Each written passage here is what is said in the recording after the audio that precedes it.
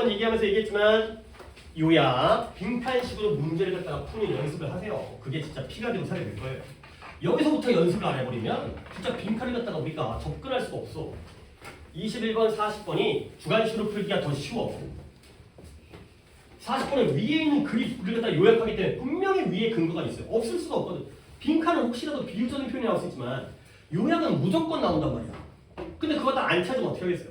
꼭 주관식으로 풀어주고요. 하지만 좀 더 유리한 건 보기에 있는 보기들 갖다가 골라낼 수가 있다는 거지. 같은 건 같게, 다른 건 다르게 묶으면 1번, 2번 지우고, 그러니까 A번 쪽에서 1, 2번 지우고, 그 다음에 B번 쪽에서 3, 4번 지우고, 아니 뭐 그렇게 나오지 않겠지만, 그 다음에 나머지는 5번. 이런 식으로 소거법도 충분히 가능하기 때문에 아무리 글이 어려워도, 아니 글이 어렵지 않기를 바라지만 글이 어려워봤자 결국에는 대조관계를 찾아야 되니까 대조관계를 찾고 그 다음에 빈칸풀이 방법으로 하고 소거법도 쓰면 우리의 카드가 너무 많은 거야. 대비책이 많다 보니까 이렇게도 풀고 저렇게도 풀고 하다 보면 맞춤돼야 되니까. 그 다음에 이제 또 작년 수능에서 벌써 또 이제 1번을 갖다 배제하는 경향이 나왔으니까 무조건 1번 찍지 마시고요. 이거는. 그죠? 이거는 1번 찍지 마시고. 자, 가볼게요. 대조관계를 어디쯤에선가 찾을 수 있는지를 갖다 한번 해보세요. 그게 중요한 거거든. 딴 게 중요한 게 아니라 그래서 대조관계가 무조건 나오는 걸 잡을 수 있어야 돼. 봐봐요. 온라인 연구 작업, 뭔지 몰라. 온라인 워크의 검색 가능성은 뭘 보여주냐면 더 옛날, 오래된 내비게이셔널 탐색 길 찾는 보조 장치가 뭐냐? 아, 컨텐츠라든가 인덱스라든가 콜코던스와 같은 그런 옛날 방식의 그런 보조 장치의 변형을 나타내는데요. 오케이? 근데 링크처럼 그러나 얘들아, 컨텐츠는 목차고요. 이걸 또 모르면 좀 하지 말까? 그러니까 하지 말라는 게 몰라도 될까? 인덱스는 색인이죠. 목차와 색인은 좀 알아두세요. 목차는 책의 어느 부분에 있어요? 앞부분에 있죠. 근데 목차는 알죠? 컨텐츠라는 게 목차예요. 우리 이제 스노트가 여기가 목차예요. 여기가 컨텐츠 써있네요. 영어로 써있네요. 여기 컨텐츠. 여기가 목차입니다. 색에는 이 책이 없어요. 색에는 책의 뒤쪽에 있어요. 뒤쪽에 있으면서 목차는 페이지 순서죠. 색에는 알파벳 순서예요. 또는 가나다 순서예요. 오케이? 예를 들어서 역사책이다.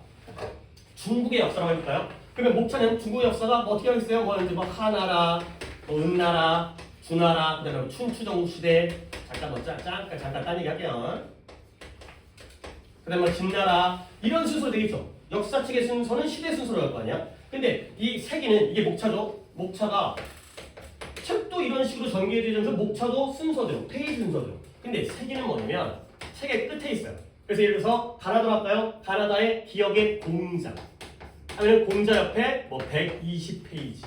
이렇게 되는 거예요. 그러면 공자 120페이지 찾으면 어디 있어요? 이쪽 가는 거예요. 여기 공자가 나와요. 알았어요? 뭐 니은 노자도 여기.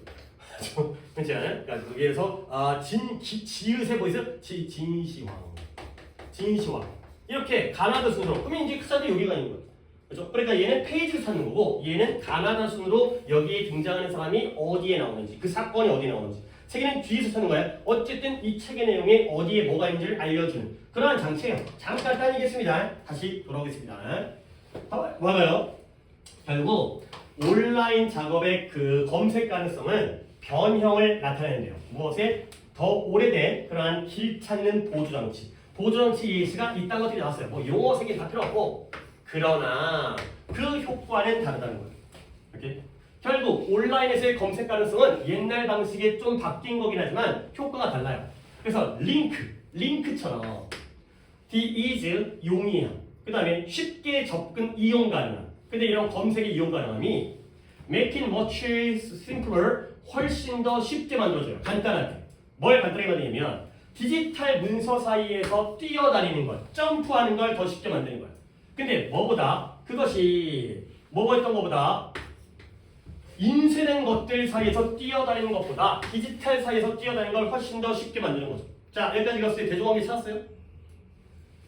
나온다. 아니 찾았어야지. 지금 2번씩 나왔어요. 그래요. 디지털 문서 사이에서 점프하는 게 더 쉬워졌죠. 그러면 디지털 다큐멘터리의 반대는 뭐예요? 아날로그가 어디 있어요? 그래, 네 머릿속에 있는 건 괜찮은데 나쁜 방법은 아니에요. 하지만 있잖아요. 프린티드, 인쇄되어진 문서가 되는 거죠. 그러면 나는 프린티드를 A라고 할게요. 왜 그러냐면 시대적으로 뭐가 더 먼저야? 인쇄된 게 먼저고 디지털이 나중이잖아. 그러면 아까 첫 문장에서 결국 온라인 작업의 검색 가능성. 온라인 작업은 A야 B야? B가 되는 거죠. 그러면 older navigational age가 뭐가 되는 거예요? 얘가 A죠. A와 B 대조관계야. 결국 A랑 B 중에 뭐가 더 단순하다? 뭐가 더 검색 가능성이 쉽다? B가 더 쉽다는 거죠. Much simpler.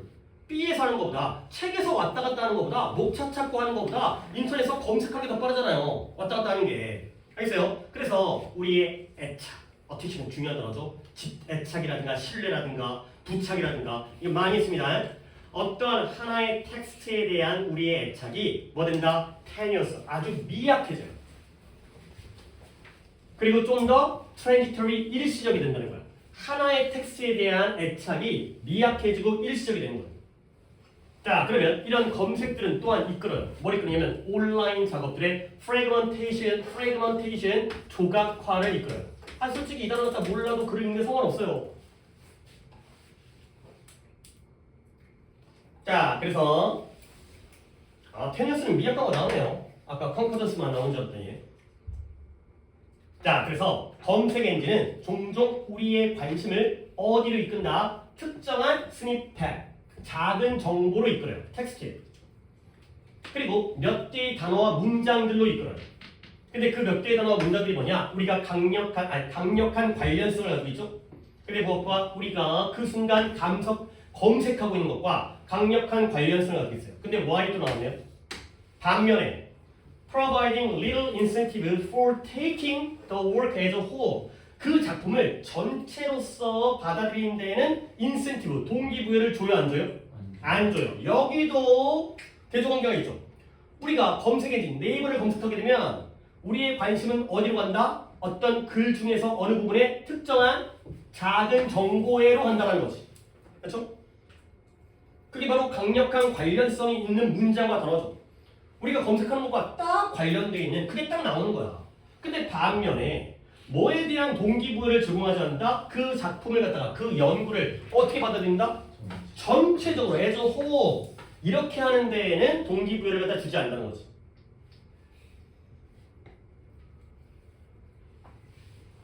결국 전체를 보느냐 조각을 보느냐. 조각과 아까 fragmentation은 뭐 도움되겠지만 이걸 보느냐의 문제인 거야. 결국 우리가 온라인에서 이 B에서 검색을 할 때는 크게 본다는 거야, 작게 본다는 거야? 작게 본다는 거야. 그래서 우리는 숲을 보는 게 아니에요. 그렇죠? 우리가 인터넷에서 검색을 할 때는 숲을 보는 게 아니라 심지어 나무도 안 봐요. 그렇죠? 숲보다 작은 게 나무잖아. 우리는 뭐 보지? 그보다 더 작은 가지와 나뭇잎들만 본다는 거지. 온라인에서는 큰 게 아니라 작은 걸 본다가 되는 거죠. 오케이? 당연히 이제 대조관계가 2단계의 대조관계예요. 문서로 이루어진 인쇄된 문서보다 온라인에 있는 디지털 문서가 왔다 갔다 점프하기가 더 쉬워지고 편리해졌죠. 근데 문제는 뭐냐면 전체의 큰 그림을 보는 게 아니라 작은 지역적인 것만 보는 그런 상황이 되겠어요. 이 정도는 대충이 아니라 대조관계 대충이 아니라 대조관계를 충분히 볼 수 있다니까. 그럼 가봐봐. 온라인 검색이 더 쉽고 빨라짐에 따라서 사람들의 어태치먼트는 애착인데요. 그 애착이 뭐냐면 글에 대한 애착은 아까 뭔 단어 했어요? 테니오스가 나왔죠. 테니오스가 뭔 뜻이라고요? 미약해지는 거예요. 글에 대한 애착은 미약해지죠. 그러니까 있었잖아요. 그 다음에 그들의 전체 컨텐츠에 대한 관심은 증가할까요? 감소할까요?